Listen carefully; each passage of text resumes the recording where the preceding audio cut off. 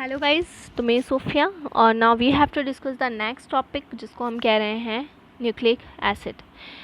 तो बायोमोलिक्यूल्स में carbohydrate, proteins, vitamins, enzymes और न्यूक्लिक एसिड का इंट्रोडक्शन, न्यूक्लिक एसिड का कंपोजिशन ऑलरेडी प्रीवियस तक डिस्कस हो चुका है। ठीक है, तो ये जैसा कि देख सकते हैं, ये हमने न्यूक्लिक एसिड के बारे में इसका जो इंट्रोडक्शन है, इसका केमिकल कंपोजिशन है, उसको डिस्कस कर लिया है। Now we have to discuss the structure of nucleic acid. Nucleic acid का स्ट्रक्चर हम डिस्कस करेंगे।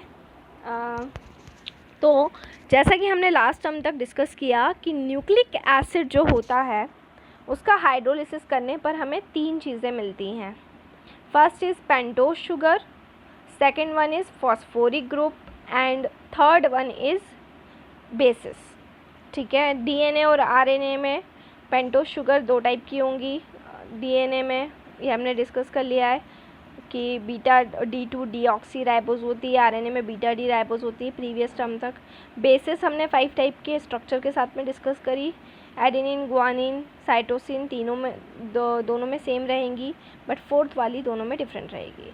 अब एक यूनिट हम फॉर्म करेंगे। जैसे कि हम जानते हैं कि जो न्यूक्लिक एसिड होता है वो न्यूक्लियोटाइड से मिलके बनता है। न्यूक्लियोटाइड एक पॉलीमेरिक चेन होती है।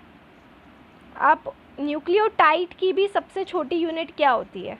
तो न्यूक्लियोटाइड की भी सबसे छोटी यूनिट होती है न्यूक्लियोसाइड। ठीक है, तो न्यूक्लियोसाइड का फॉर्मेशन कैसे होता है? बेसिकली न्यूक्लिक एसिड की सबसे छोटी यूनिट अगर बोलें तो न्यूक्लियोसाइड है, और न्यूक्लिक एसिड की जो मिडिल यूनिट है वो क्या कहलाएगी? आपकी न्यूक्लियोटाइड कहलाएगी। तो हम छोटे से स्टार्ट करेंगे सबसे पहले कि न्यूक्लियोसाइड। जब न्यूक्लियोसाइड अटैच होता जाएगा तो न्यूक्लियोटाइड, और जब again and again nucleotide arrange होगा एक लंबी चेन बनाएगा जिससे न्यूक्लिक एसिड बनता है। तो यूनिट कैसे मिलेगी?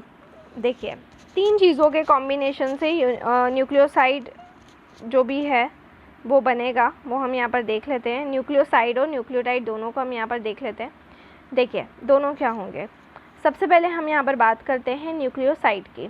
न्यूक्लियोसाइड का फॉर्मेशन दो चीज़ों के कॉम्बिनेशन से होगा। सबसे फर्स्ट होगी उसमें एक तो पेंटोज शुगर और दूसरी होगी बेस। ठीक है, तो बेस और पेंटोज शुगर जब अटैच होंगे आपस में तो बनेगा न्यूक्लियोसाइड। ये जैसा कि स्क्रीन पे देखा जा सकता है। हमने यहाँ पर कौन सी दो टाइप की बेसिस देखी थी? ये देखिए, बीटा डी राइबोज और बीटा D2 डीऑक्सी राइबोज। तो यहाँ पर कौन सी बेस है हमारी? Beta D ribose. ये पेंटोज शुगर हमने यूज़ करी है, बीटा डी राइबोज, क्योंकि इसके नीचे OH ग्रुप आ रहा है। बीटा डी राइबोज में नीचे OH ग्रुप आता है, ऊपर बेस हमने अटैच कर दी। तो ये बन गया हमारा nucleoside, smallest unit of nucleic acid. अब अगर इसी में हम फॉस्फोरिक ग्रुप को अटैच कर दें, देखिए यहाँ पर हम ये OH का रिमूवल कर देंगे और इस OH के रिमूवल से इसकी जगह पे आ जाएगा, जैसा कि B वाले स्ट्रक्चर में देखा गया है, 5th पोजीशन के कार्बन के ऊपर फॉस्फोरिक ग्रुप आकर अटैच हो चुका है। तो जैसे ही ये फॉस्फोरिक ग्रुप आकर हुआ अटैच, किसके ऊपर आकर अटैच हुआ? 5th पोजीशन के कार्बन के ऊपर ये आकर अटैच हो गया, तो ये बन चुका है हमारा न्यूक्लियोटाइड। तो पहले बनाया हमने न्यूक्लियोसाइड शुगर और बेस के कॉम्बिनेशन से, और जैसे ही उसमें फॉस्फोरिक ग्रुप को ऐड किया तो बन गया है न्यूक्लियोटाइड्स।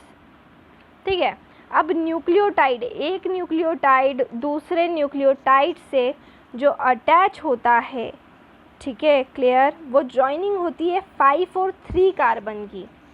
ठीक है, और उनके बीच में जो लिंकेज देखा जाता है वो होता है फॉस्फोडाइस्टर लिंकेज।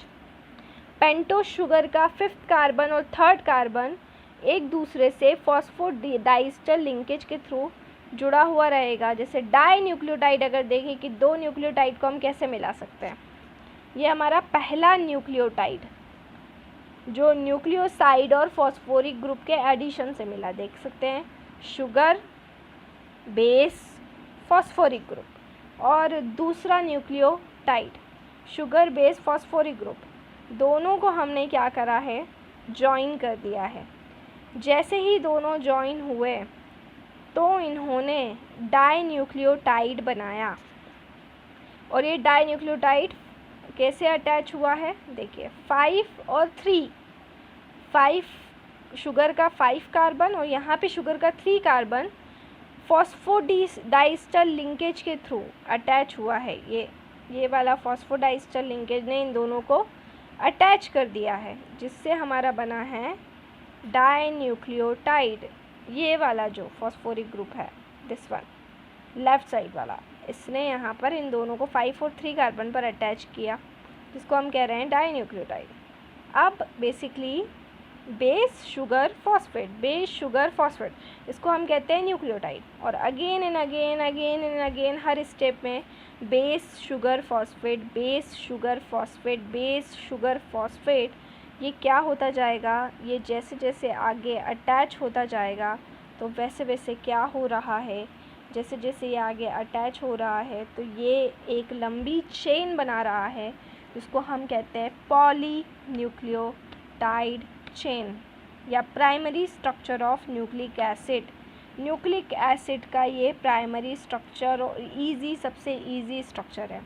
बट हमारे पास में यहाँ पर सेकेंडरी स्ट्रक्चर भी मौजूद है। क्लियर? सेकेंडरी स्ट्रक्चर अगर हम बात करें कि न्यूक्लिक एसिड का सेकेंडरी स्ट्रक्चर क्या है, तो ये तो हमारा हुआ है प्राइमरी स्ट्रक्चर। बट अगर हम बात करते हैं यहाँ पर सेकेंडरी स्ट्रक्चर की, तो हमारे पास में यहाँ पर सेकेंडरी स्ट्रक्चर भी है। तो ये हुआ हमारा first primary structure of nucleic acid. Next में हम सेकेंडरी स्ट्रक्चर न्यूक्लिक एसिड का क्या है उसको पूरा, और सेकेंडरी स्ट्रक्चर हमें कैसे मिला उसको हम डिस्कस करेंगे, और उसके साथ में हम डीएनए फिंगरप्रिंटिंग और बायोलॉजिकल फंक्शंस भी देखेंगे। Thank you so much.